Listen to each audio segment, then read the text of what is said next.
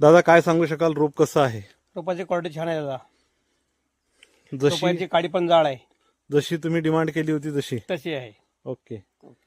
कारण आतापर्यंत 8 ट्रे आणि म्हणजे 8 कपचा ट्रे किंवा 24 कपच्या ट्रेची आपल्याला सवय होती. हा. पहिल्यांदा आपण 40 कपचा ट्रे पाहतोय. त्यामुळे बऱ्याच शेतकऱ्यांना असं वाटतं की 40चा ट्रे म्हटल्यानंतर कदाचित ते बारीक असेल. नाही, पण बारीक तसं नाही नाही आहे.